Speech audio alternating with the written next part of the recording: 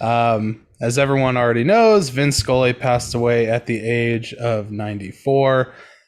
Um, yeah, I mean, it was super weird. I'm watching the game in my garage in my workshop, and I didn't have my headphones in at the time because I was watching on my Apple TV.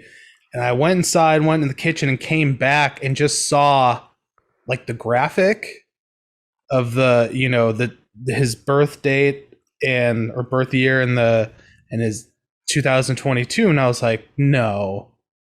So it just like for half a second I was like, maybe I didn't see the right thing. And then I put my headphones back in and they're talking about it and I just started crying, and it's one of those things. It's so weird, like, a quote unquote celebrity. Like, I've never cried when a celebrity has died, but Vin wasn't really a celebrity to me.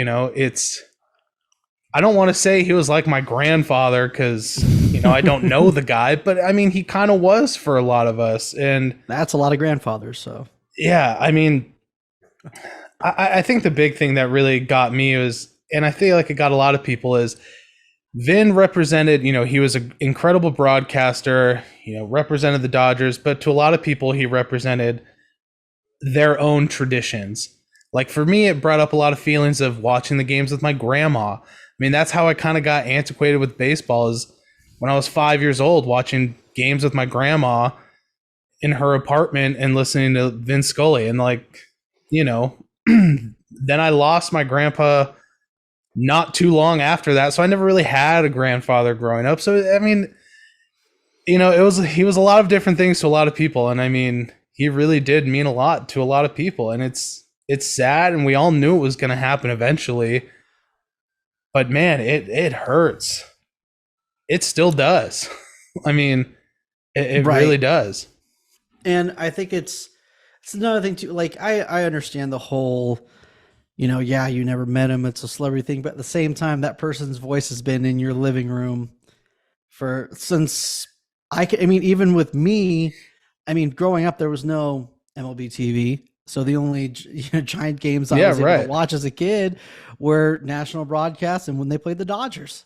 Right. So I think, it's really sad. And the thing is like when it happened, I was sitting down with my wife and I was just like, holy shit, you seeing through Twitter. And at first it's just shocking, but then when you see like the clips of like when he retires and he starts talking about, I know that I needed you more than you needed me, dude, that like, you start just like, crying. And it's bawling. Like, dude, that's, in a way it's so dumb, but in a lot of other ways it really isn't. But you know why it isn't dumb, and you know why you were tearing up and why I was crying, is because first of all, it's not true. He didn't need us more than we needed him, but he truly believed that. I mean, this is a guy that I challenge you to find any well-known public figure that someone has never spoken like an ill word about.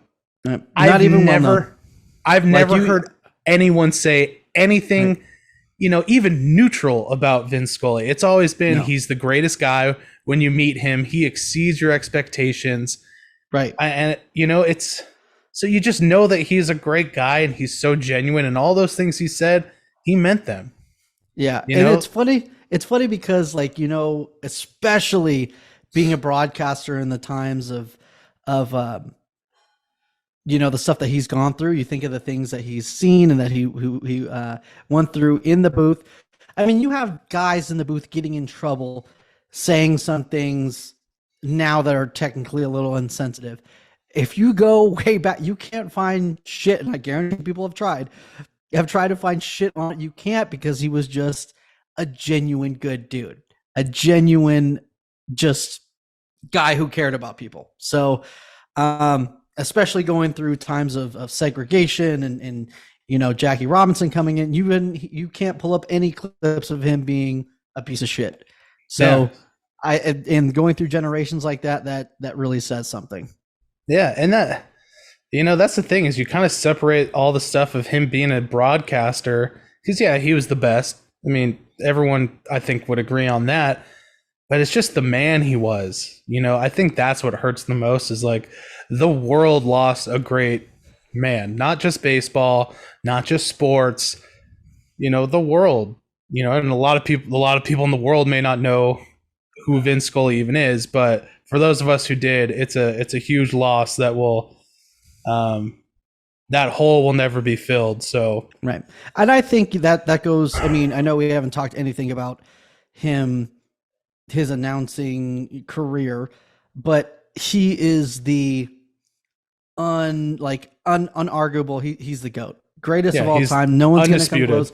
Some people that's what I was looking for. Jeez, I know. Like people can maybe say Harry Carey, maybe, I guess, but no. I don't think anyone actually believes that unless you're like, but there's a lot of negative things I've been saying about Harry Carey too. So, yeah, I mean, one thing that I do just want to mention, especially coming, from a non-Dodger aspect of his, hearing him broadcast the game, is he was like the opposite of a homer. There was times where if the Dodgers were getting blown out, I'll never forget one time, I want to say it's somewhere in the tens, but where the Dodgers were getting blown out, and then I think they hit a home run, and he's like, "Oh, this person hit a home run. Not that it really matters much to this game, but like he had no problem roasting the Dodgers when they were being bad, and roasting any other team when they were, when they're being bad as well." So I mean, we could talk about the stories and his way of announcing all day, but I think that's one thing that needed to be talked about. Yeah, I do want to mention one story because I had never heard it before until the other night. There was a few stories that have come up. Bob Costas just told a really interesting story about when Vin got the Presidential Medal of Freedom, which is another crazy thing. I mean, I think that goes to show, just what a great guy he is. That was an interesting story. But the one that Joe Davis, I don't know if you heard him tell the story about how he found out he got the job, or he knew he'd got the job, and Vin called him and he didn't answer because he thought maybe it was a reporter trying to leak the story or something. And then he goes and listens to his voicemail, and it's like, "Hey Joe, this is Vin Scully. Sorry I missed you. I guess I start our relationship 0 for 2." Like that that just seems like something he would do, and it's just like a very cute story, I guess. I don't know. Yeah. And it also, I mean, that goes more to obviously the kind of guy he was, and he wasn't too big for those situations. To talk about I think you can't talk about Vin Scully without mentioning his style of just the stories he would tell during the game, which would be not even close to anything to do with baseball, but you would just be so like excited to hear about it. And, if you want to hear never like him. If you want to hear the most not baseball story, I would implore all of you to look up Vin Scully, Torrey Hunter crack pipe and hear him tell that story. Yeah, I'll just tell it right now, I guess. Basically, so it's when Torrey Hunter, I think he was playing. I don't think he was playing for the Angels yet. Maybe he was. Anyway, Torrey Hunter, they're playing at Dodger Stadium. Torrey Hunter comes up to bat, and Vin starts telling a story about how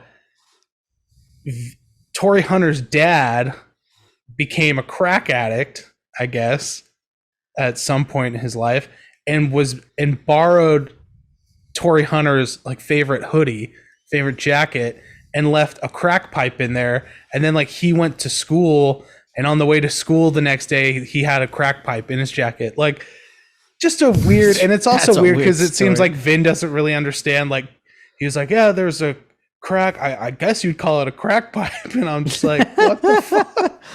Yeah, so I mean, that's so many different stories. I mean, the Johnny Gomes one was funny that just came out. I mean, that a lot of them are resurfacing. The Mad Bum with the snake with the baby rabbits, and it's just he's talking about guys rollerblading and like how they liked rollerblading. It's like there's so much stuff that like shouldn't, if anybody else would try to bring it up in a baseball game, it would be like, who the fuck wants to hear about it? Shut the way he told it up. The way he told it and the way he did it was just unmatched, and there'll never be another.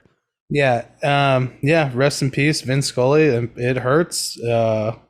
You know, the last thing I want to say though, and I tweeted about it, and because I don't think people knew this unless you heard.